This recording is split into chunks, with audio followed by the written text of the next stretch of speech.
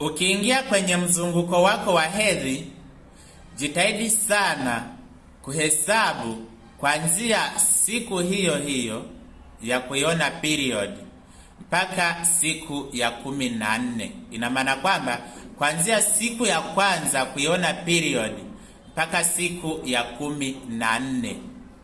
Siku ya 14 ndiyo siku ambayo yai linakuwa limetoka na kupevuka. Ni siku ambayo baada ya masaa 24 ukishiriki tendo la ndoa unaweza kushika ujauzito. Lakini pia kuna wale wanawake ambao wanajitahidi sana kuzingatia hilo, lakini imekuwa ni ngumu sana kushika ujauzito. Inawezekana ukawa unapitia changamoto ya mvurugiko wa homoni, au unapitia changamoto ya uvimbe kwenye kizazi au mirija kuziba. Pengine inawezekana ukawa uliwahi kutumia majira, na ndiyo maana imekuwa ni ngumu sana kushika ujauzito. Inawezekana ukawa umefanyiwa operation, umefanyiwa vipimo, mara umekatishwa tamaa kuwa hautakuja kuitwa mama kamwe. Sasa leo nataka nikuhakikishie, kushika ujauzito ni haki ya kila mwanamke.